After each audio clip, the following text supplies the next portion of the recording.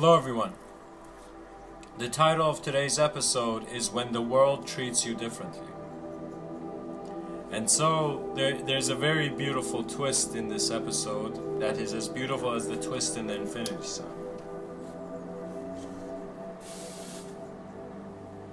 What is the greatest realization of a being beyond space and time? How is the purest fascination unborn? And how is a clear sky undisturbed by the temporalness of fading clouds? Nature has many secrets to share, but sometimes she will treat you differently only to show you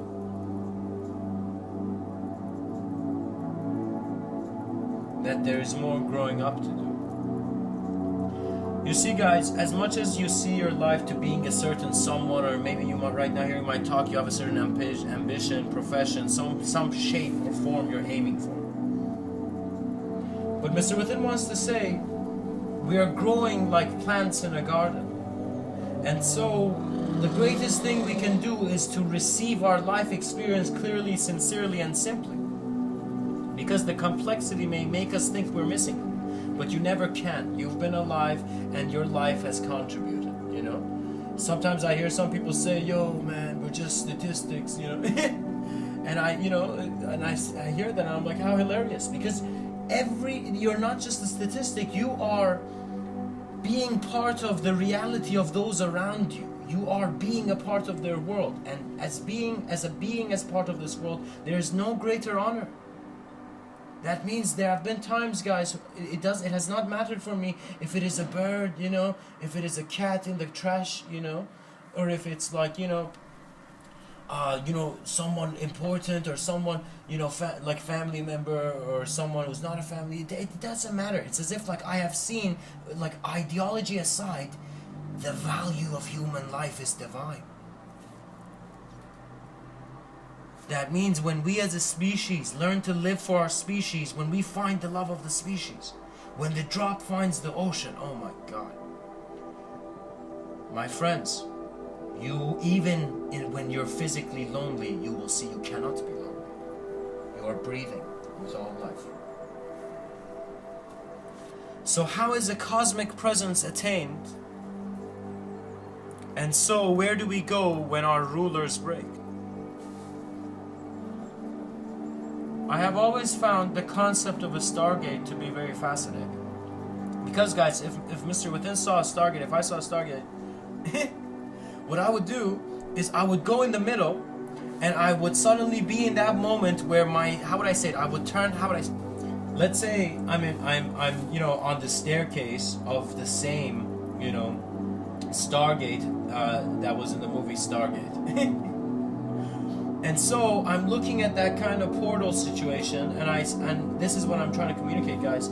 That imagine me suddenly, instead of walking like, how would I say it, forward, walking with my face forward, imagine me putting my face to the side, so as if I'm entering the portal with my left part of my body going in first. In that moment, I would suddenly go to the point where the portal would be, the line of the portal will exactly be between my forehead. You know what I mean? And I would suddenly see I am looking at two worlds simultaneously. And in that moment, there would be a realization that once you see that you have an ability to be a good person and a bad person, obviously you're an intelligence beyond both. And so when is the puppet show going to end? It is up to you, because you are pulling your own strings. Because where can, and how would I say it? Even physicists know this. String theory originated out of one, a person's theory, his greatest theory,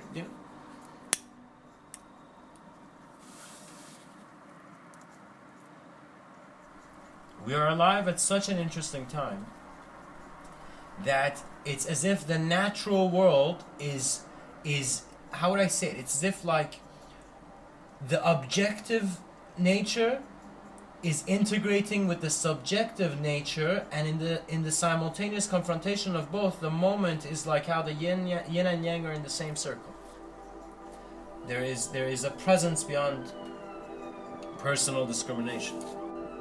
And so guys, don't be one of those people who is nice to others but not nice to yourself. Don't be one of those people who is not realizing the value of life. You exist. Believe it or not, right now as I'm talking, I'm looking out the window and I'm seeing an ambulance. You know, the value of life is very important.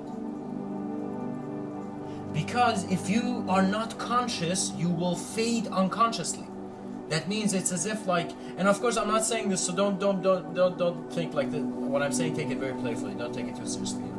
But what I'm saying is like, one can be in a state of consciousness where they can be the observer, as they have been the observer through life. They would see they are also the observer through death. And so, if in this universe there is 1 billion trillion stars, what are we afraid of? How can shyness still exist? How can doubt, anxiety, stress exist when we see we're a bunch of self-aware, alive, biologically, conscious beings, biologically instrumented beings, who are on a pebble spinning in a light beam? And I'll repeat it again. There's 1 billion trillion stars in the universe. So let us see in one verse the absolute. Let us not think that divinity is only found in the temple. Your first temple is your moment of being, and that to you is always divine. That means, guys, don't try to build a confidence based on some momentary reference. Rather build confidence in the vision that knows the knower. As if like you're on a journey. Do you know? Are you really concerned on how you look in one part of the journey? No, you're journeying. Get to the journey. Get to the destination. Because regardless of the path you take, you can see it's undestined or destined. Just like how our ancestry, found a bunch of rocks and sticks and made fire out of that. Mr. Within wants to say now, guys, take your greatest ideas, your visions, your ideology, find a piece of paper, write them down, and make that fire burn make that page burn in your mind. That means integrate your ideology. In an instant, see your clarity. Be it. Henry David Thoreau has this quote. He says, it is not what you're looking at that matters. It is what you see. And this American poet, this visionary, had such a, how would I say, amazing view on nature. His poetry is profound. But again, the ego must crack. And if it cracks from the inside, if you consciously are aware, you will see, just like how they say the egg from inside, it breaks, there's life. From outside it breaks, there's no life. So externally, there's the ego, you're in this world, and so it's like, don't wait until the ego externally breaks. Don't wait until the egg breaks. Rather internally crack into your new awareness. Because guys, even caterpillars are doing enlightenment, so self-realization. That caterpillar has so many legs, it walks and it's like, God, you gave me so many legs, why? I'm such a small caterpillar, like why do I need this many legs? But suddenly it sees, it enters that cocoon and oh my God, it was never about the legs. And so through the metamorphosis of a state of awareness, the self-realized being will see that the butterfly will suddenly open its wings, and guys, guess what? The caterpillar and the butterfly are in the same forest, but the state of consciousness is different. The enlightened being and the non-enlightened being is still the same person, same whatever, same everything, just the consciousness is different. The realization, the self-awareness is different. I would like to share a very profound quote by Leonardo Da Vinci. And he says, and let us just visualize for a second, we are just, hanging out in the park after, Da Vinci's drawn the picture of Mona Lisa and he's come to chill with his friends, and we're just chilling there with, Da Vinci's friends and whatnot. And let us say suddenly Da Vinci is telling this in person to us, after drawing the Mona Lisa, and he says, to develop a complete mind, study the science of art. Study the art of science. Learn to see. Realize that everything connects to everything else. And guys, I'm sure, you know, if Da Vinci had quotes like this, Mona Lisa definitely, you know, she was smiling. It's very clear why she's smiling. This interconnectivity, as you cultivate it objectively, like that's why compassion externally is very important. Being kind and serving others is very important. You are a truth beyond words. And so, as Rabindranath Tagore, you know, I'm getting a very nice flow of quotes here in this talk. As Rabindranath Tagore says, I slept and dreamt that life was joy. I awoke and saw that life was service.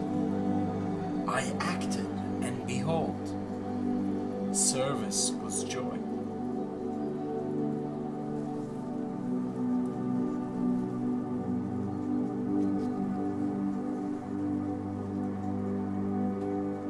You know, right now in 2016, I find it very interesting how, you know, there's Bernie Sanders campaign, you know. And so in one of Bernie Sanders' talks, you know, of course I was watching it on YouTube in the UK. And in Bernie Sanders' talk, he was at a podium and a bird comes and stands there, suddenly at the edge of the podium. And for a second, it's as if Bernie Sanders is just, you know, Bernie's just looking at this bird, and it's as if for a second the bird is a sign for him. As if life is telling him, you know, even birds want to listen to you talk, buddy. But the profound thing I'm communicating here simply is this, guys. It's as if in that moment, Bernie Sanders realized that service was joy. My beloved beings, live for your world of worlds. Much blessings and namaste.